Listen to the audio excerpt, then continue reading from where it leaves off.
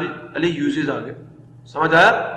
एक alkali metal का पढ़ा, प्रॉपर्टीज पढ़ी, रिएक्शन विद वाटर और ऑक्सीजन पढ़ा, उसके यूजेस पढ़ लिए, इन दोनों की प्रॉपर्टीज पढ़ी।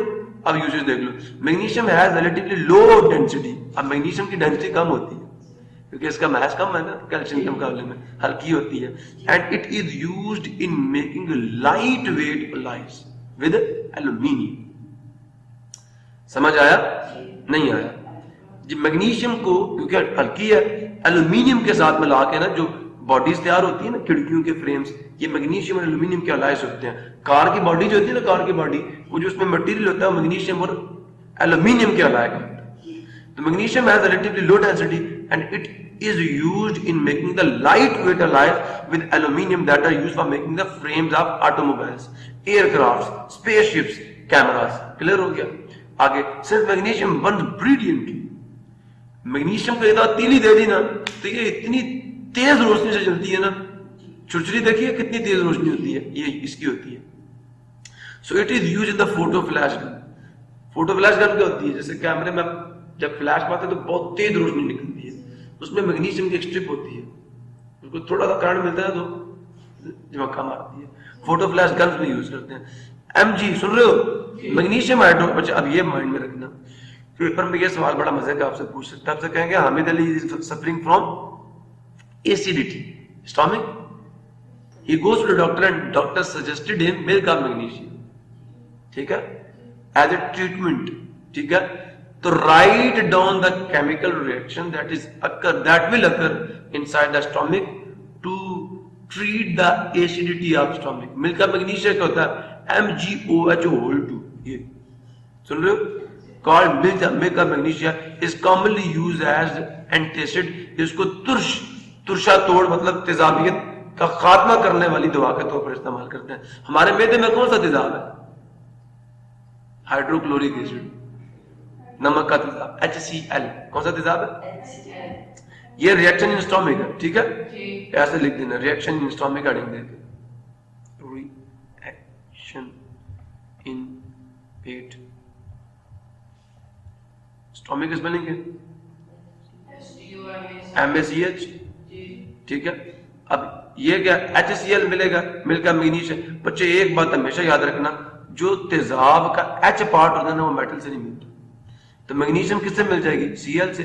अब मैग्नीशियम की वैलेंसी कितनी होती है? 2, क्लोरीन की 1, इधर आ गया MgCl2। समझे हो? नहीं समझे? हाँ जी, इधर मिल्क ऑफ मैग्नीशियम नाम है इसका, मिल्क ऑफ मैग्नीशियम। ये CaOH2 कहते हैं मिल्क ऑफ लाइम, कैल्शियम को लाइम कहते हैं, ठीक है। आगे चलो, तो मिल्क ऑफ मैग्नीशियम। अच्छा, MgCl2 बन गया।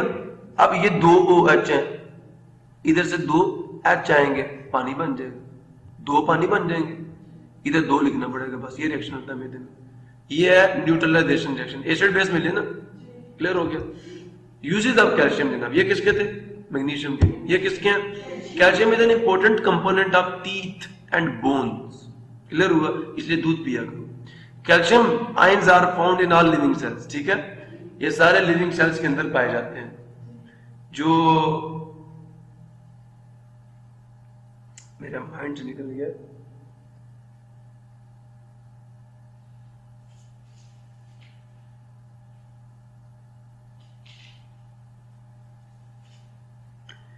हम व्हाइट ब्लड सेल्स या प्लेटलेट्स थे जिनका लाजमी कंपोनेंट कैल्शियम है और खून बंद करता है। खून जब कट लगता है तो उसको बंद करने में काम करता है। चलो, तो calcium ions are found in all living cells, clear हो गया। उसके बाद they are involved in clotting of blood. अब प्लेटलेट्स का लाजमी जुज़, ठीक है, ये ब्लड क्लॉटिंग में हेल्प करता है। A proper calcium ion and potassium ion balance is required for normal heart function. दिल के प्रॉपर वर्किंग के लिए कैल्शियम और पोटेशियम आयन का बैलेंस बॉडी में होना बहुत जरूरी है। डू यू नो, क्या आपको पता है स्ट्रोंशियम 90 ये आइसोटोप है, ये रेडियो एक्टिव आइसोटोप है, is a major product of atomic bomb. Atomic bomb में ये पैदा होता है, ठीक है। Constant exposure of body to high energy radiation emitted by strontium 90। अब स्ट्रोंशियम 90 से क्या निकलती है? Radioactive radiation, alpha beta gamma radiation, याद है? Can lead to anemia, leukemia and other chronic, chronic कहता है मौलिक इलनेसेस। एनीमिया खून की कमी होती है, ल्यूकोमिया भी कोई बीमारी है। चलो देख लेते हैं, स्पेलिंग कौन बताएगा?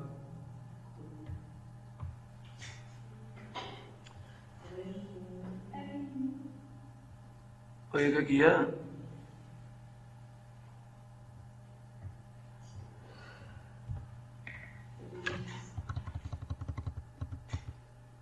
बताइए। L E U K, मैं इसको आगे कर लेता हूं।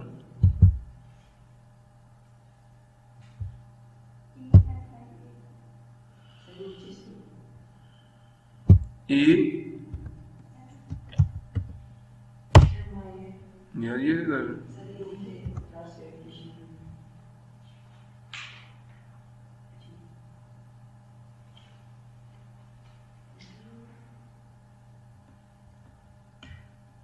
अच्छा L E U K E M I A, लो आगे नीचे। ये खून में कसरत खुलियात, खून की बीमारी जिसमें सफेद खुलिये तादाद में गैर मामूली होते हैं, कैंसर या सरतान की किस्म। अच्छा, इसमें व्हाइट ब्लड सेल्स की कमी हो जाती है, ठीक है। ल्यूकोसाइट्स कहते हैं ना व्हाइट ब्लड सेल्स को, तो उसकी कमी हो जाती है। एनीमिया में रेड ब्लड सेल्स की कमी होती है।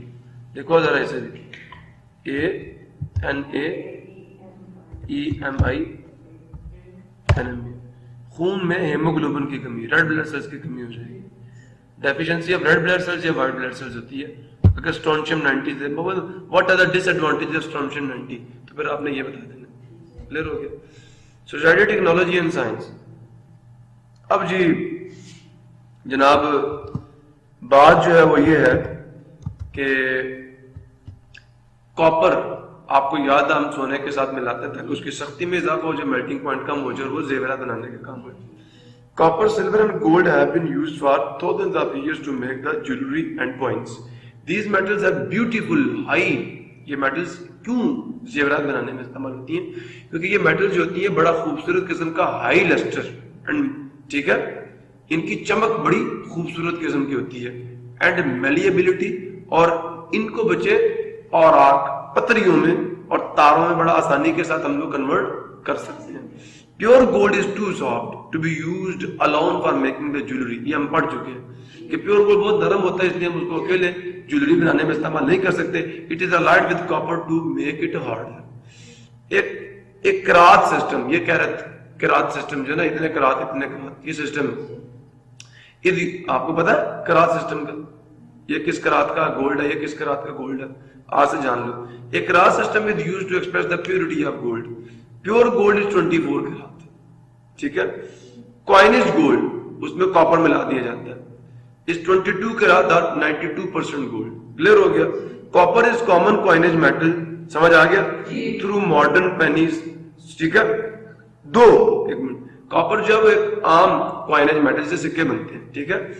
दो अगरचे मॉडर्न पेनीज जो है, जो सिक्के हैं, आर ओनली कॉपर प्लेटेड, उन पे सिर्फ कॉपर की तय जड़ी हुई होती है। In Pakistan coins are made from the copper nickel alloys. Clear हो गया? अब जी इनर्टनेस, आपने कहा था कि सोने को जंग नहीं लगता, प्लाटिनियम को जंग नहीं लगता, लोहे को लग जाता। शुरू में सवाल था ना, जवाब सुन लो। The chemistry of metals is characterized by their ability to lose electron to form the cation। ऐसा ही है, एक मेटल जो है अच्छी मेटल है या बुरी मेटल है, हम ये पता कैसे करते हैं? उसकी एबिलिटी से, क्या है कि वो इलेक्ट्रॉन आसानी से छोड़ती है या नहीं। जितना आसानी से इलेक्ट्रॉन छोड़ेगी उतनी अच्छी मेटल है। सब metals such as copper, silver, gold and platinum, क्या copper, silver, gold, 4 metals are relatively difficult to oxidise. इनको ऑक्सीडाइज करना थोड़ा मुश्किल है, मतलब ये इतनी ज्यादा इलेक्ट्रोपॉजिटिव मेटल्स नहीं है। Therefore these metals are called noble metals. 4 copper, silver, platinum and gold are called noble metals. बंदा पूछे तो ऐसे कहेगा, Why? कहना because these are relatively difficult to oxidize. Clear हो गया? सुदेव दिया था जैसे नोबल गैसेस थी ना, इतना आसानी से रिएक्ट नहीं करती, ये नोबल मेटल्स हैं। Gold and platinum exist mostly as free elements in nature. Gold और प्लैटिनम कभी भी नेचर में आपको हो सकता मिले, लेकिन ये फ्री मिलते हैं। सोडियम कभी भी फ्री नहीं मिलती, ये फ्री क्योंकि इनर्ट मेटल्स है तो फ्री। और मजे की बात यह है, आप सोने की अंगूठी जमीन में दबाएंगे ना, जब जमीन से बाहर निकालेंगे तो ऊपर की लेयर जो है हो सकता है वो चेंज हो चुकी हो, लेकिन अंदर गोल्ड वैसे का वैसे ही होता है। इसका जंग क्या होता है? नॉन पोरस होता है। चांदी का जंग नॉन पोरस होता है, एल्यूमिनियम का जंग नॉन पोरस होता है। ठीक है, ठीक है। और कॉपर का जंग नॉन पोरस होता है। तो ऊपर की लेयर जंग लग जाता है, लेकिन अंदर की लेयर एज इट इज रहती है, उसको कुछ। तो these metals are often called noble metals. Gold and platinum exist mostly as, अब ये बता रहे हैं आपको, पॉइंट समझ आ गया? इनको नोबल मेटल कहते हैं। गोल्ड और प्लैटिनम आपको फ्री एलिमेंट्स की शक्ल में नेचर में मिल सकते हैं। कॉपर और सिल्वर दोनों फॉर्म में फ्री भी मिलेंगे और कंबाइंड स्टेट में भी मिलेंगे, कंपाउंड्स की शक्ल में। ठीक है, कंबाइंड का मतलब कंपाउंड्स की फॉर्म में। All active metal react with hydrochloric acid, but noble metals कौन सी? Gold and platinum. सुन रहे हो? Noble metal do not react with hydrochloric acid. बाकी मेटल हाइड्रोक्लोरिक एसिड से रिएक्शन कर लेती हैं, लेकिन नोबल मेटल जो है वो हाइड्रोक्लोरिक एसिड से reaction. Copper and silver react with strong oxidising agents. Copper और सिल्वर जो है वो स्ट्रॉन्ग ऑक्सीडाइजिंग एजेंट से रिएक्शन कर जाती हैं, जैसा कि कंसंट्रेटेड नाइट्रिक एसिड है, कंसंट्रेटेड कौन सा? Perchloric acid HClO4। Gold and platinum इनसे भी रिएक्शन नहीं करती। Gold and platinum react with aqua regia. अब आपसे पेपर में सवाल होगा, गौर से सुनो, व्हाट इज एक्वारेजिया? ठीक है, और इसका बेनिफिट क्या है, और ये अपने अंदर कैसे गोल्ड को और प्लैटिनम को डिसॉल्व कर लेता है और किसी में वो डिसॉल्व नहीं होते। तो इसे कहते हैं आबे सुल्तानी। ये जाबिर बिन हय्यान ने दरियाफ्त किया था। ठीक है, तो aqua regia is a mixture of 3 parts by volume. पता है पीछे कंसंट्रेशन यूनिट्स पढ़े या नहीं पढ़े? आपके पास अगर 3 वॉल्यूम्स किसके हों? कंसंट्रेटेड HCl के, और 1 part by volume HNO3 nitric acid. तो ए मिक्सचर, गौर से सुन लो एक्वारेजिया की definition, a mixture of 3 parts bye volume concentrated HCl and 1, सुन रहे हो, and 1 part by volume concentrated nitric acid is called aquaregia and it can dissolve the platinum and gold. क्यों? क्योंकि बेटे ये atomic chlorine को liberate करता है। Atomic chlorine gold से रिएक्ट करके उसे कंपाउंड में और क्लोराइड में आ देती है और वो डिसॉल्व हो जाता है इसके अंदर। ठीक है, इसलिए इसको आबे सुल्तानी कहते हैं। ठीक है, एक्वा पानी, रिजिया सुल्तानी, बादशाहों का पानी, पानियों का बादशाह, गोल्ड को भी डिसॉल्व कर लेगा। क्लियर हुआ? एक्वारेजिया की डेफिनेशन दिमाग में रखिएगा, 3 part by volume concentrated HCl and 1 part by volume HNO3 is called aqua regia. Importance of silver, gold and platinum, इनकी क्या अहमियत है? Silver and gold have been admired. Silver और गोल्ड की बड़ी तारीफ होती रही है for thousands of years and still are used in jewellery and fine, सुन रहे हो, flatware and ornaments. Fine flatwares क्या होते हैं? फ्लैटवेयर्स क्या होते हैं भाई बताओ? थाल कभी देखें? फ्लैटवेयर्स बोलते क्यों नहीं? सोने के थाल सुने या नहीं सुने? ये टेबल वेयर है that is relatively flat and fashioned as single piece. ये सिल्वर वेयर, सुन रहे हो, बर्तन है, ईटिंग यूटेंसिल्स। क्लियर हो गया? बर्तन और जेवरात जो है इनसे बनते रहे। दीज मेटल्स हैव ब्यूटीफुल, अब ये क्यों बनते रहे? आपने ये बताना कि these metals have beautiful lustre and high malleability. ठीक है, मेलिएबिलिटी का मतलब है the ability to be converted into sheets. इनको आसानी से शीट्स में कन्वर्ट किया और टूटती नहीं है। तो due to their beautiful lustre and high malleability they can be transformed into different shapes, so therefore they are noble metals and they are used for making the jewelry, for making the flatwares, for making the ornaments. Clear हो गया? However, both are too soft to be used for these purposes. ये दोनों कौन कौन बोलो?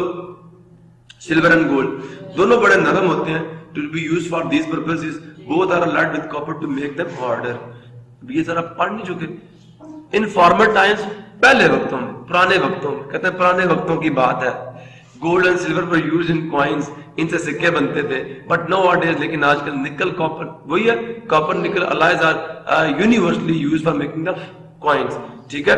Silver is an excellent conductor, silver अच्छा conductor है किसका? हीट एंड इलेक्ट्रिसिटी का, इसलिए सिल्वर के चमचे से सूप नहीं पिया जा सकता, वो बहुत जल्दी गर्म हो जाता है।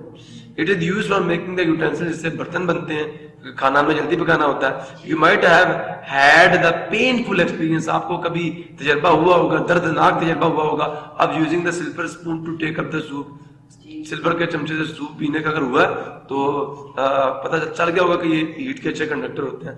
The light sensitive silver halides, silver bromide याद है, फोटोग्राफी पीछे पड़ी है, ऑक्सीडेशन रिडक्शन में, हाँ जी। The light sensitive silver halides are used in the photographic processes, clear हो गई, यूजेस हैं सारे। Gold alloys are extensively used in industry, इनके एलाइज अब कहां पे इस्तेमाल होते हैं? डेंटिस्ट्री में यूज होते हैं, किसमें? दांतों के खोल बना के, सोने के, मैंने सोने का दांत लगवाया हुआ लोग कहते हैं ना। तो some compounds of gold have useful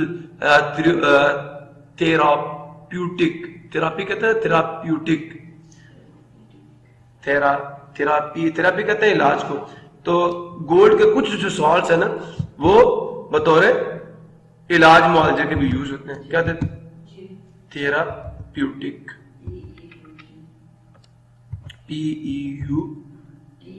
PEUTIC, दुआ, शिफा बख्श, इलाज, Therapeutic. Therapeutic, Therapeutic. Therapeutic. Therapeutic, okay, नहीं समझ आए, आगे चले। अब आपसे कोई बंदा पूछे, salt of gold are use for the treatment of rheumatoid arthritis, ये हड्डियों के खुरने की बीमारी है, जिसमें हड्डियां बुरबुरी हो जाती हैं, ठीक है। तो ये इसका सॉल्ट जो है ना, salt of gold are use to treat, क्या करने के लिए? रेमोटाइड आर्थराइटिस, याद रखोगे, रेमोटाइड आर्थराइटिस एक बीमारी का नाम है। Importance of silver and gold and platinum, platinum अभी प्लाटिनम के यूजेस हैं, पहले किसके बताया? सिल्वर के, फिर गोल्ड के, प्लाटिनम के, और उसके बाद ये क्या हो गया? नॉन मेटल्स आ गए, अच्छा बड़े तेज हो गए। Platinum as a catalyst use होता है जी, पहली चीज। Platinum is widely used as catalyst for many types of industrial processes. For example 100% pure sulfuric acid is prepared by the contact process. In this process, platinum is used as catalyst. Catalyst क्या होता है? Compound that enhances the rate of chemical reaction and do not take part itself in the chemical reaction. समझ आया? Platinum is used as electrode, ठीक है? As electrode is a part of hydrogen electrode in the fuel cells. पीछे अभी मैंने आपको बताया था कि प्लाटिनियम के अंदर हाइड्रोजन एब्जॉर्ब हो रही थी और वो हाइड्रोजन निकल रही थी मैंने, हाँ जी।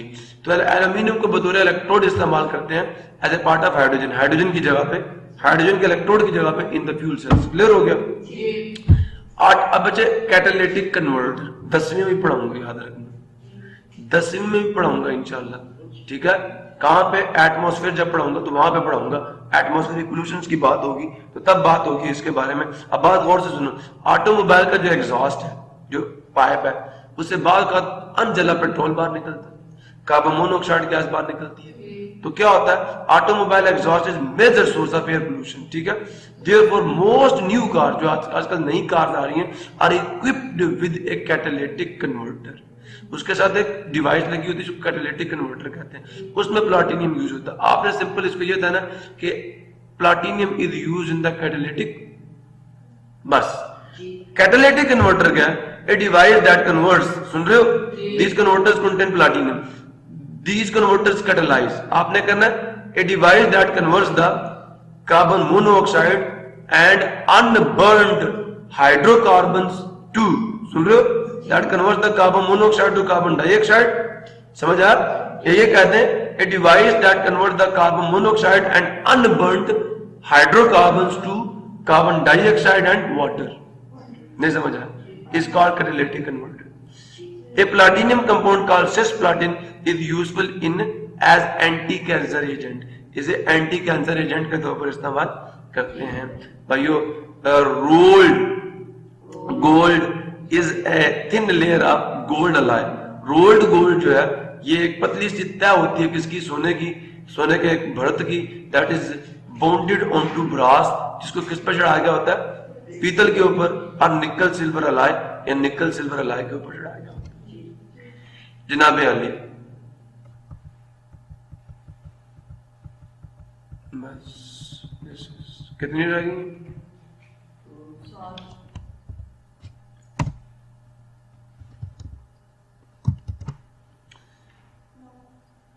चलो जी बच्चे, नॉन मेटल्स की डेफिनेशन आती है नहीं आती? Element that conduct heat and electricity poorly, और कल नॉन मेटल आपकी बुक पे ये है, अदरवाइज वो आप डेफिनेशन लिख सकते हैं। Non metal appear in the upper right portion of periodic table, position बता दी नहीं, बना सकते हो। Non metal electronegative character is the reverse of electro positive character. Electronegative character जो इलेक्ट्रोपॉजिटिव कैरेक्टर का उलट है, it is the tendency to gain electrons to form the anions as you move from left to right across a period. तो tendency to lose electron कम होती है, gain electron बढ़ती है, ऐसा ही है। ये आप पीछे पढ़ चुके हैं वैसे तीसरे चैप्टर में। As you move from left to right across a period, tendency to gain electron increases, ठीक है।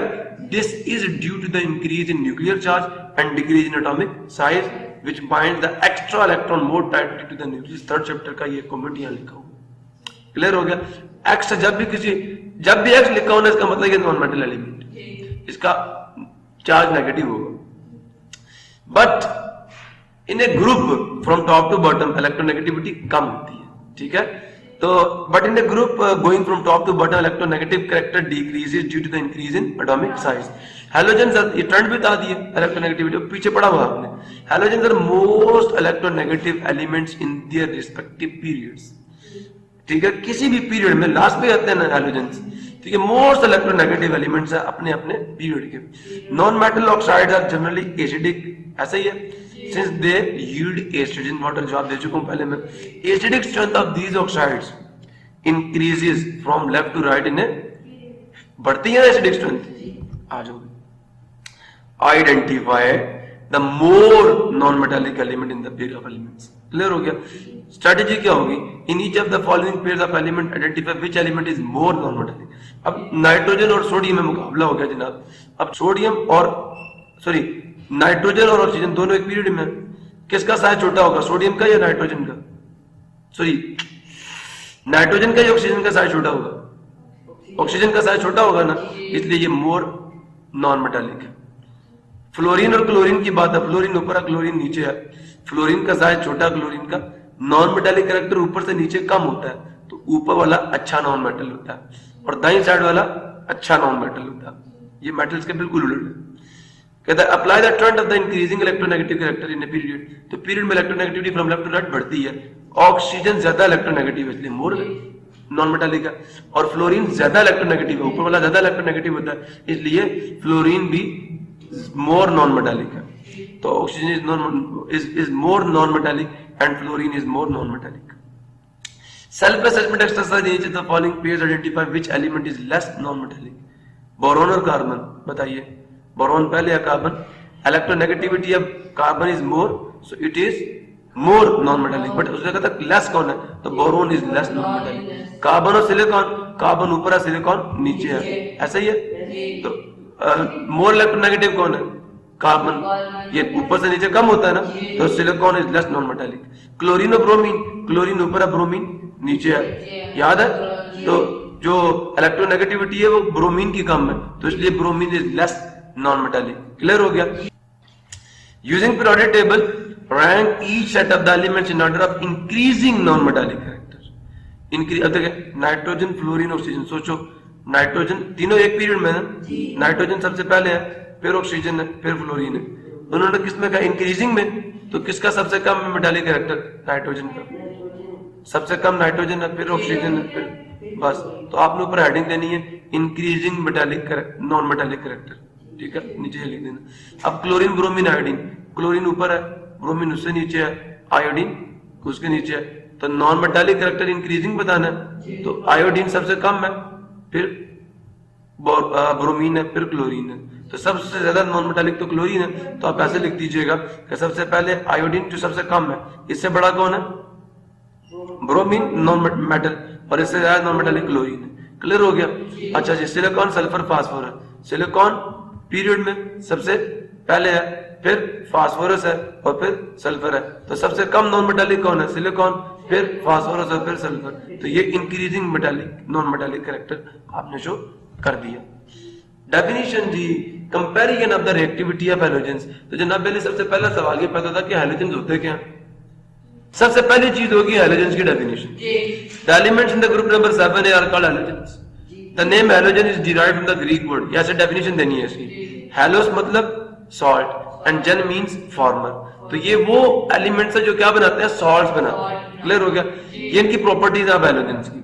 डेफिनेशन दे दी है, प्रॉपर्टीज आ रही है। अब हैलोजेंस में कौन कौन है? जैसे मैंने अल्कली मेटल की पहले डेफिनेशन दी थी, फिर उनके नाम बताए थे, फिर उनका जनरल इलेक्ट्रॉनिक कॉन्फ़िगरेशन बताई थी।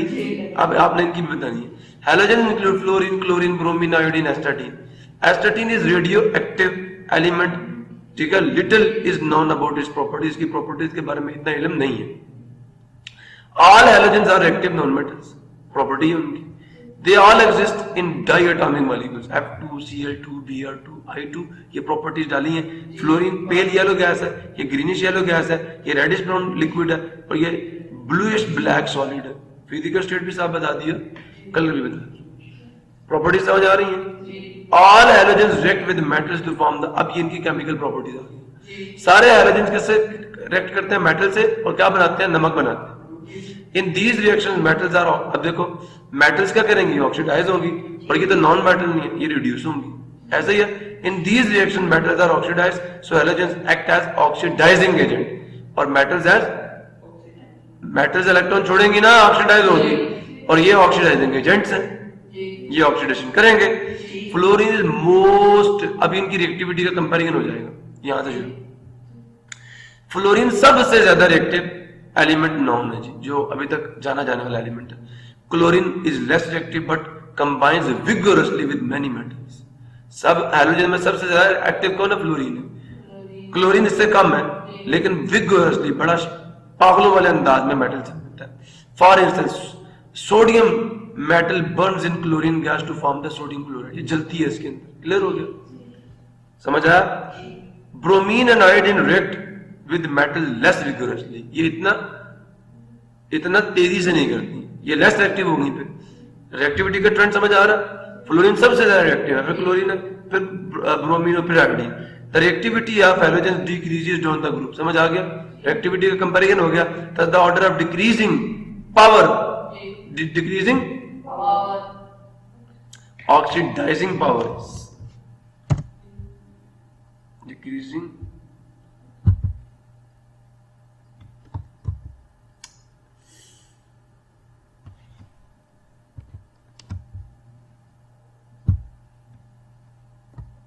कितनी रहेगी?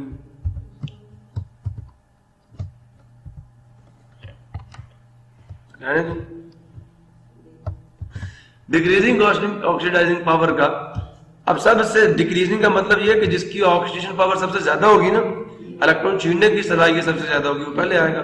ये order of decreasing oxidising power. Clear हो गया?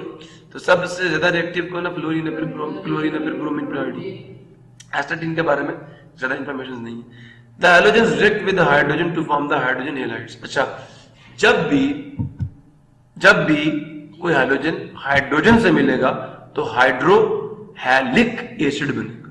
हाइड्रोहेलिक एसिड बनेगा। अगर हाइड्रोजन मिल जाए फ्लोरीन से तो HF बनेगा। इसे हाइड्रोफ्लोरिक एसिड कहते हैं। हेलिक मतलब नाम लेंगे, फ्लोरिक, क्लोरिक, ब्रोमिक, आयोडिक बना लोगे। अब जब क्लोरीन से मिलेगा तो HCl बनेगा। ठीक है, दो बैलेंस के लिए लगा दो। क्लियर हो गया? ब्रोमीन से ब्रोमिक, आयोडीन से आयोडीन। क्लियर हो गया? तो they react with the hydrogen. पीछे किससे करा था? सोडियम से। अब हाइड्रोजन के साथ।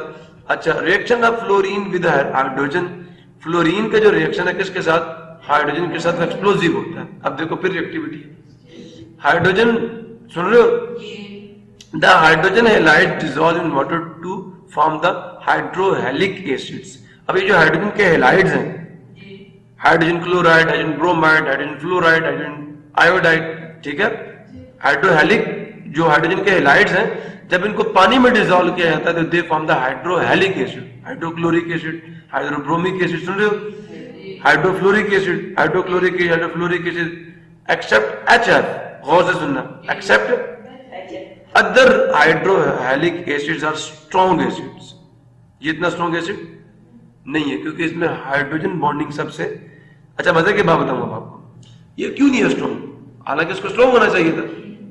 तो बच्चे जवाब ये है कि जितना किसी एसिड में H पॉजिटिव आयन देने की सलाहियत ज्यादा होगी वो उतना अच्छा एसिड होगा। अब क्योंकि HF में बॉन्ड होता है स्ट्रॉन्ग, तो वो हाइड्रोजन को आसानी से नहीं छोड़ता, तो ये बात गई इसके लिए नेगेटिव कि ये इतना अच्छा एसिड भी फिर जो H पॉजिटिव आयन आसानी से देगा। अब क्लोरीन जो है वो जरा थोड़ा सा इससे आसानी, तो इससे अच्छा एसिड है, ब्रोमीन उससे भी ज्यादा आसानी से देता है, तो acidic character from top to bottom बढ़ते हैं। आप समझ आए? तो except HF other hydrohalic acid are strong acids, the acidic strength increases in the following order.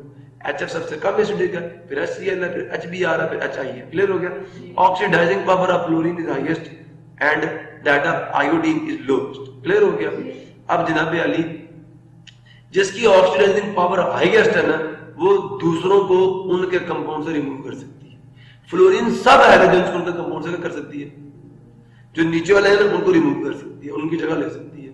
Chlorine अपने नीचे वालों को रिमूव कर सकती है, ब्रोमीन अपने नीचे वालों को, आयोडीन किसी को नहीं, इसके नीचे का एस्टाटीन है। समझ आया? तो ऑक्सीडाइजिंग पावर का बंदा पूछे ना क्यों, तो बताना ऑक्सीडाइजिंग पावर ऑफ जो ऊपर वाला एलिमेंट होता है वो नीचे वाले से ज्यादा, इसलिए वो उसको रिमूव कर देता है। Due to the relative strength of oxidising, relative strength as oxidizing agent, it is possible for a free halogen to oxidize the ion of halogen next to it in the group at the bottom. This means fluorine can oxidize all halides. वो oxidise कर सकती है, क्या कर सकती है?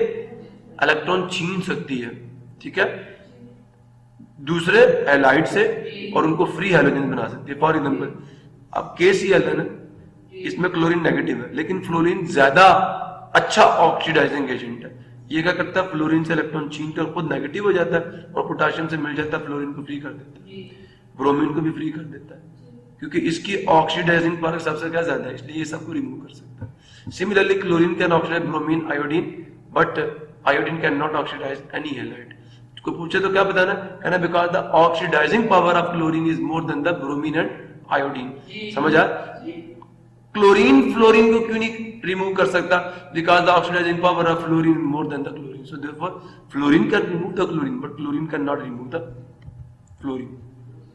जनाब self assessment exercise इतनी अच्छी एक्सरसाइज है, आपसे ये पूछ रहे हैं कि बताएं कौन सा रिएक्शन पॉसिबल और कौन सा नहीं है। तो which of the following displacement reaction will occur, तो कौन सा अकर करेगा? क्लोरीन फ्लोरीन को रिमूव कर सकती है? Not possible. क्लोरीन नहीं कर सकती फ्लोरीन को, because fluorine is strong oxidising agent than the chlorine, ठीक है, नॉट पॉसिबल। जवाब में रीजन क्या दोगे? बिकॉज F2 is strong, ठीक है। F2 जो है it have more oxidizing power than the Cl2. F2 is strong oxidizing agent than Cl2. Clear हो गया? So it is not possible. Bromine iodine को कर सकती है? Yes possible. आयोडीन नहीं कर सकती, क्यों? आयोडीन की ऑक्सीडाइजिंग पावर सबसे कम होती है क्योंकि ये बॉटम पे, नॉट पॉसिबल। जवाब दे दोगे? Because bromine is strong oxidising agent than the iodine. ऊपर क्लोरीन ब्रोमीन को कर सकती है, पॉसिबल, क्यों? बिकॉज क्लोरीन क्या अच्छा ऑक्सीडाइजिंग एजेंट है ब्रोमीन से, तो उसको रिमूव करेगा, ठीक है। क्लोरीन आयोडीन को भी कर सकते हैं, पॉसिबल, क्योंकि it is strong oxidising agent than the iodine. Problem. इसी के साथ आज का चैप्टर आज का लेक्चर हम क्लोज करते हैं, मिलते हैं नेक्स्ट लेक्चर।